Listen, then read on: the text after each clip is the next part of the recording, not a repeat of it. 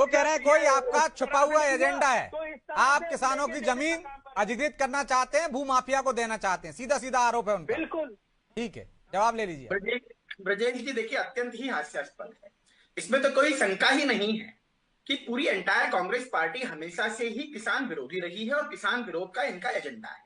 जब माननीय मोहन यादव जी के नेतृत्व में, बोलिए, आपकी आवाज नहीं आ रही।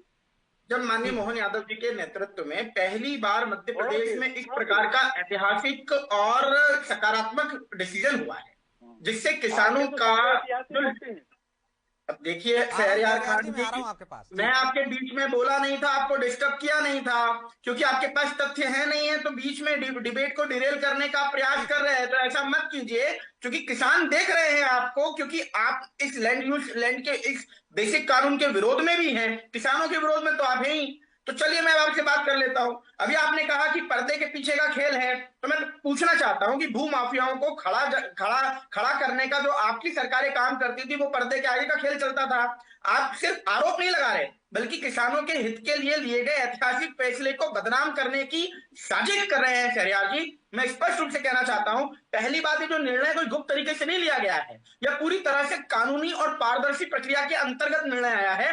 मध्य प्रदेश भूमि अर्जन, पुनर्वसन और पुनर्व्यवस्थाओं में उचित प्रतिकर और पारदर्शिता का अधिकार नियम 2015 के अंतर्गत यह नियम को लागू किया गया है। अब सवाल यह है, क्या यह भूमाफियाओं के लिए है? तो अपने आप से पूछिए, जो अभी ब्रजेश जी ने स्पष्ट रूप से कहा कि सरकार जब जमीन लेगी तो भूमाफियाओं को दे देगी क्या? किस प्रकार का बेहुदा आप थॉट प्रोसेस लेकर चलते हैं? भूमाफियाएं बेसिकली मतलब सस्ती जमीन, आपको मुझे लगता है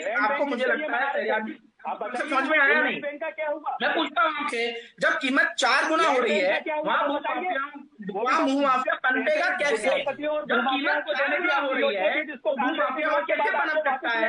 यह तो भूमाफियाओं के खिलाफ सबसे बड़ा प्रहार है, भूमाफियाओं की छाती पर यह प्रहार है। आपने बोला किसान की छाती पर भूमाफियाओं का प्रहार है, ये कमलनाथ जी की सरकार के अंदर हुआ था, जब किसानों को झूठे वादे करके आपने लगाने का प्रयास किया। लेकिन बोलिए, दर्शक दोनों को सुनना चाहते हैं भाई, दोनों का पक्ष लेना चाहते हैं। किसानों ने मांग ही नहीं की, आपने कहा किसानों ने मांग ही नहीं की, तो मैं आपको कहना चाहता हूं, क्या हर नीति मांग के आने के बाद बनेगी? ये कांग्रेस की सरकार थोड़ी ना है, ये केवल इंजन की मोहन यादव जी की सरकार है। भविष्य की समस्याओं को पहले के समाधान दें।